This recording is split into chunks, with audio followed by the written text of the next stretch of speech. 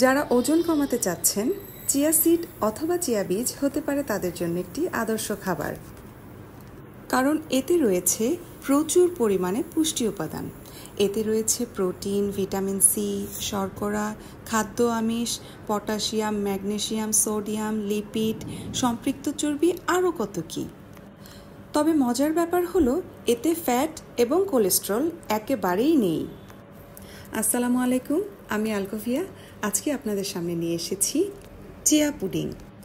এই চিয়া পুডিংটি তৈরি করার জন্য আমাদের লাগবে 1 কাপ টক দই, আগে থেকে ভিজিয়ে রাখা 1 কাপ চিয়া সিড, টুকরো করে কেটে রাখা 1 কাপ আম এবং টুকরো করে কেটে রাখা 1 কাপ ড্রাগন ফ্রুটস। এই সবগুলো উপকরণ একটি পাত্রে একসাথে মিশিয়ে নিব। প্রথমে আমি টক দইটি দিয়ে দিলাম, এরপরে দিয়ে দিচ্ছি ড্রাগন ফ্রুট। এখন আমি এতে দিয়ে দিব টুকরো করে কেটে রাখা আম। এখন আমি এতে দিয়ে দিব ভিজিয়ে রাখা চিয়া সিড। এখন এই সবগুলো উপকরণকে ভালো করে নেড়েচেড়ে মিশিয়ে নিতে হবে। এই চিয়া পুডিংটি তৈরি করা খুবই সহজ।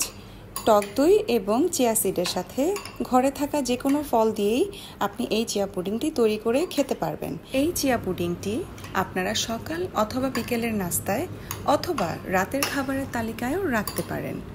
যারা ফল পছন্দ করেন না একেবারেই, তারা চিয়া সিড এবং টক দইয়ের সাথে কিছু বাদাম এবং কিশমিশ মিলিয়েও খেতে পারেন।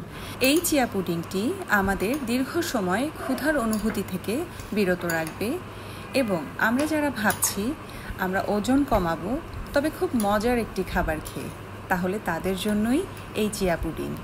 কথা বলতে বলতে তৈরি হয়ে গেছে আমার চিয়া পুডিং।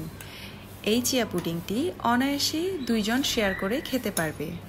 আজ আর নয়, সবাই ভালো থাকবেন, সুস্থ থাকবেন আর আমার পাশেই থাকবেন। আল্লাহ হাফেজ।